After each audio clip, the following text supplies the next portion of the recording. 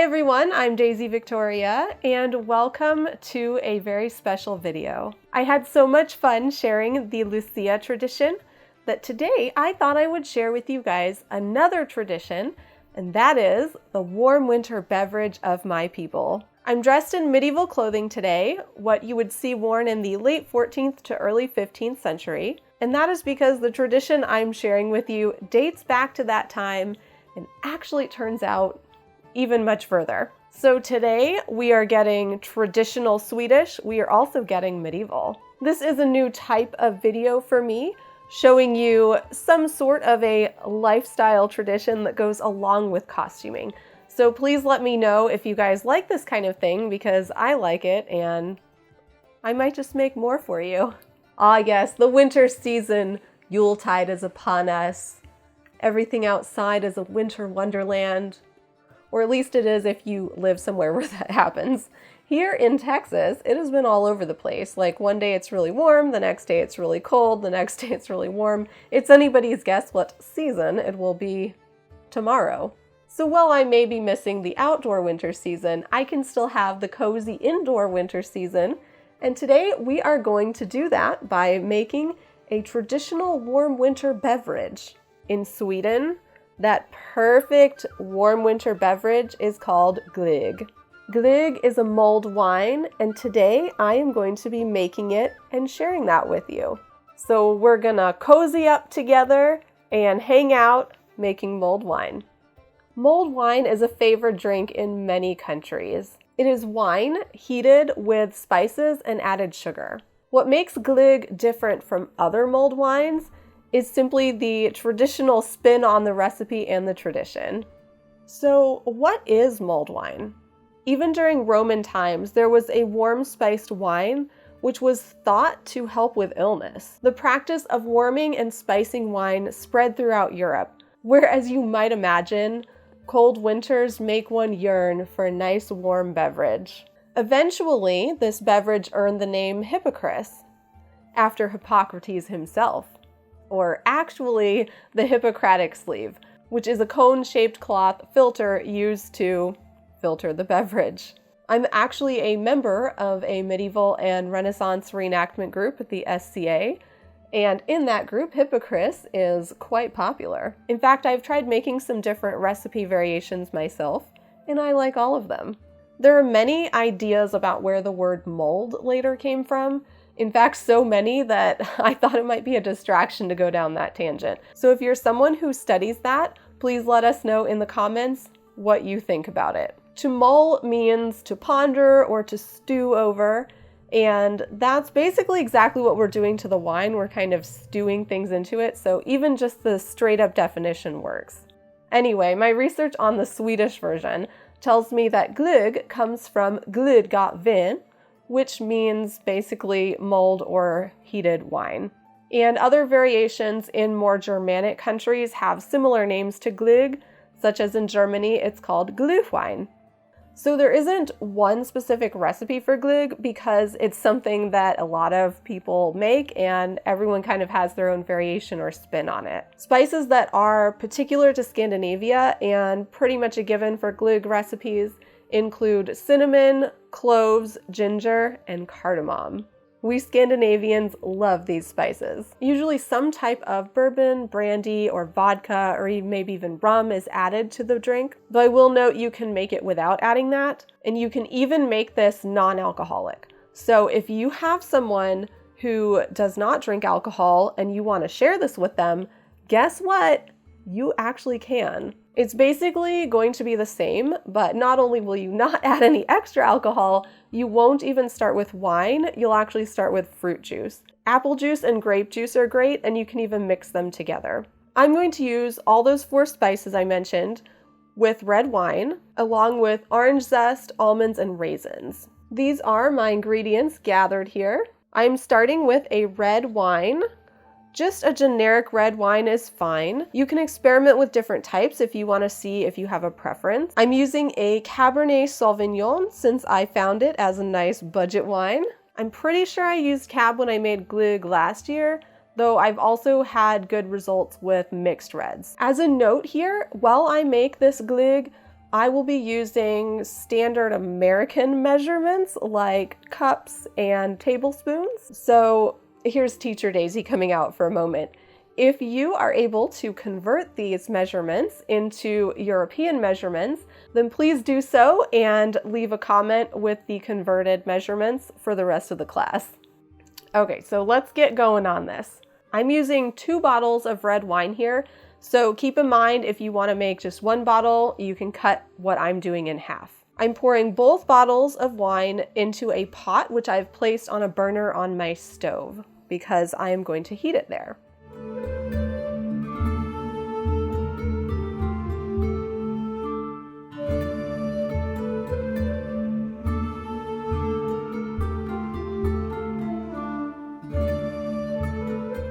Making sure to get all that wine out of those bottles.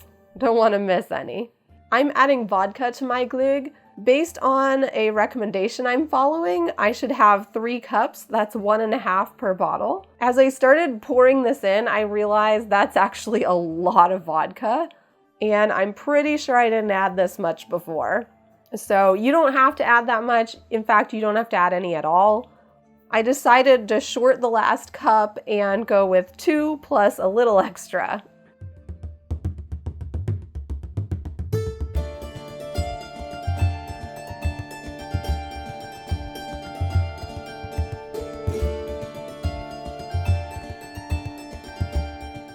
Next, I'm adding 1 cup of sugar.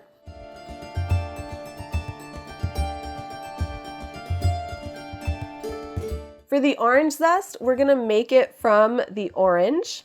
To do this, I set to work grating the orange. I'm using a cheese grater here, very high tech. The outside, the really orange part, is the zest, and you grate it until you have enough or until you've zested the whole orange. By the way, if you like oranges, this part smells very nice.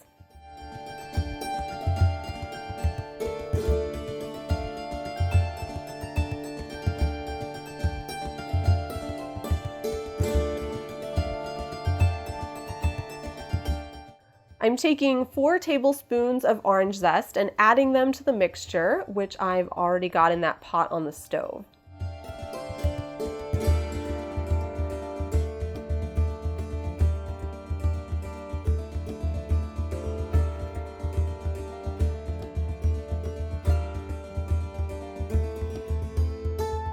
Next is 4 tablespoons of raisins. Yeah, guys, these are super fun to get out of the little cardboard boxes, by the way.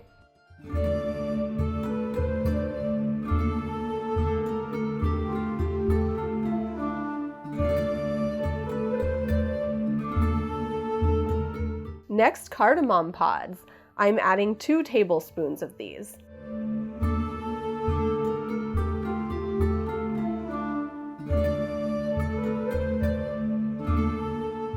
Next, we need ginger. I've sliced up a piece of fresh ginger root, and I'm adding about 4 tablespoons. I did get out the ginger from my spice cupboard when I was preparing my ingredients, but I didn't need it because I'm actually just using the ginger root.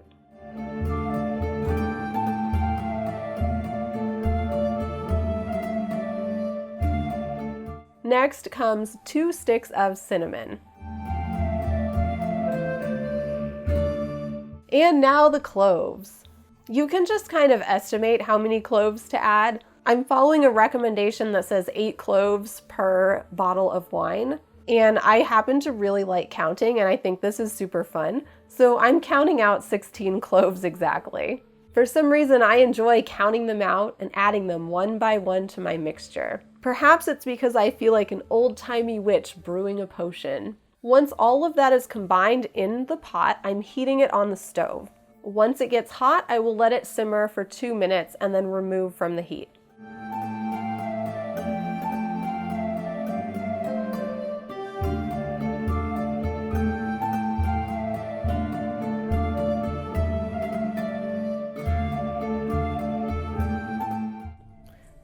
It smells great already. A note from Chemist Daisy. The boiling point of ethanol, which is the alcohol we drink, is about 173 Fahrenheit or 78 Celsius. That means that if you heat the mixture to that point or higher, you will start to evaporate the ethanol. So if you want a strong alcoholic beverage, or alcoholic at all, you want to keep it below that temperature. Now, if you don't have a thermometer, that is absolutely no problem. This temperature is close enough to the boiling point of water that we can use a little trick here. Water boils at 212 Fahrenheit or 100 Celsius. Since we don't have pure components, we have a mixture, we're actually dealing with solution chemistry, which does change things a little bit. But you'll notice here that those two boiling points are fairly close to each other. Close enough that the math behind solution chemistry is not going to make that big of a difference to us in practicality here. So if we heat the solution to just the point where it starts to bubble, we know that we are just getting to the boiling point of our mixture, which should be slightly higher than the boiling point of ethanol. That means that we are just starting to evaporate off the ethanol, and if we reduce the heat right away, we shouldn't lose very much, just a negligible amount. So you're going to heat this until you start seeing bubbles and then reduce the heat. Another trick you can do is put a lid on the pot. The lid helps to catch some of that runaway ethanol, so it's really got nowhere else to go except back in the mixture. I think you can kind of see here through my lid, I'm starting to get some little bubbles forming, so that means it's time to reduce the heat. Once my glögg mixture has had a couple minutes to simmer, I am removing it from the heat. At this point, I will let it stand for 1 hour. This gives the components of the mixture plenty of time to steep and for the extraction process to take place. Extraction here means that the flavor components of what we added to the mixture are basically being extracted out into the wine or the liquid solution. I realize I'm probably sounding a bit chemist-like here, and that is because I am quite academically trained in that subject. In fact, one reason I love things like this, like mulling wine, for example, is because I feel like I'm doing real-life practical chemistry.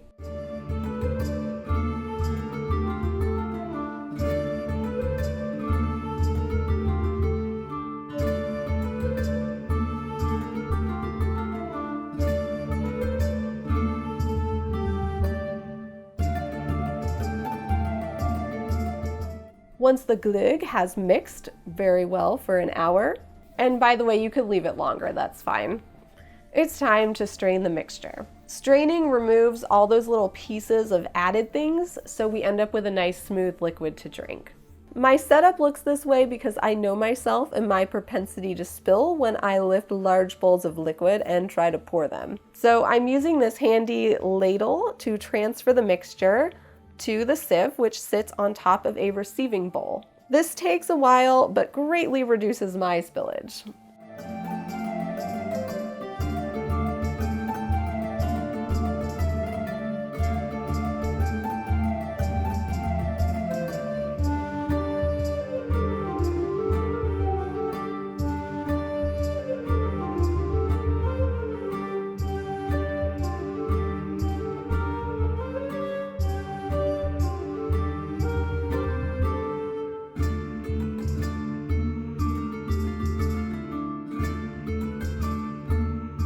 When I get near the end, I can easily pour the last bit in.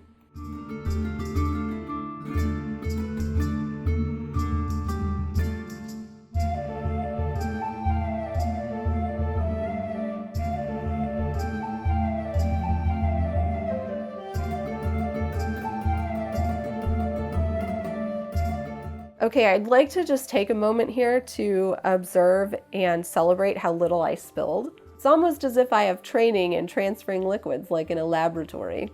It's actually amazing how much less messy I am in the kitchen when I think about it like a laboratory and not like the kitchen, because otherwise I'm pretty messy. Mindset, friends. Mindset. Because this is obviously more than just my serving, let's store it for later. I'm going to use this handy little funnel to pour the glögg back into the original wine bottles. Once again, I'm using the ladle to reduce spillage because I know what will happen if I pick up this whole bowl one-handed. Alternately, you could enlist a friend to help.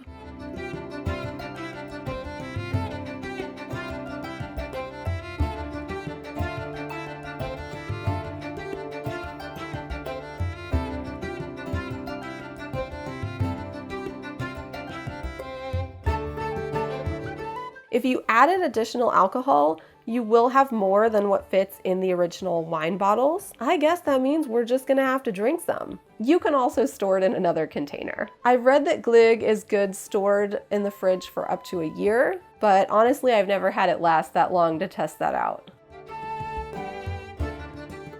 Now we can pour our Glögg into a glass and add an orange slice as a festive garnish. A cinnamon stick can be nice too. Almond slivers and raisins top it off, though they actually sink to the bottom, so maybe they bottom it off.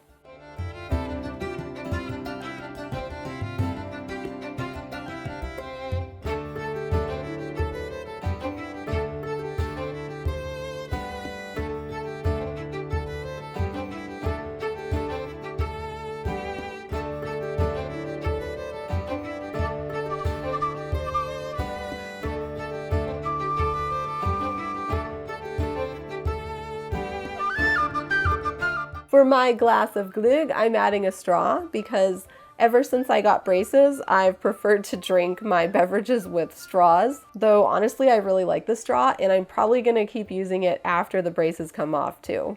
Okay guys, are you ready? This is the moment we're gonna start drinking it.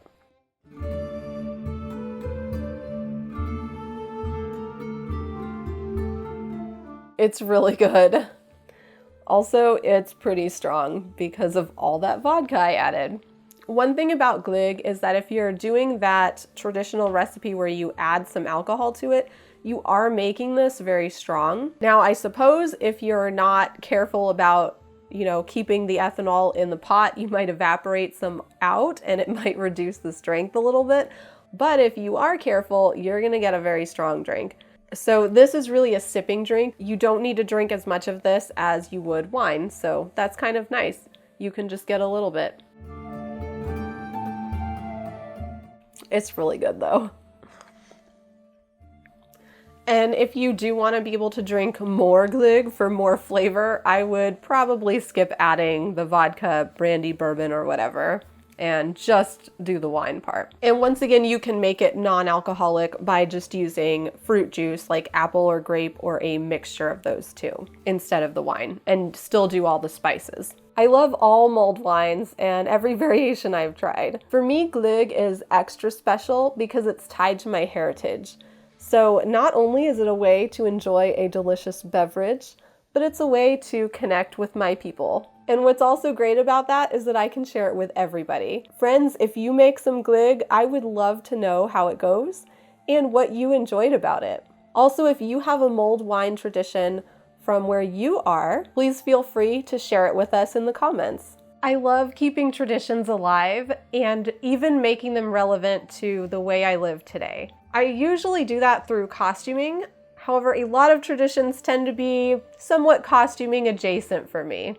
I share new costuming videos every week, and sometimes I delve a little more into tradition and history, like today with the tradition of Glögg, or mulled wine. If you are not already subscribed, make sure you hit that subscribe and notification icon so you get to see everything that I share with you. Also, go ahead and like the video if you enjoyed it, and leave me a comment about a tradition that you enjoy. Find me on the social medias as Daisy Viktoria. My website is daisyviktoria.com, and I have a Patreon where I am very grateful for my patrons who help to make my costuming and research projects possible. While my projects are primarily costume-based, I'm so happy to be able to share something like this with you today, and to have the opportunity to hang out and enjoy a fun winter traditional beverage. I'm going to continue to enjoy my Glögg through the winter season, and no matter what holidays you celebrate,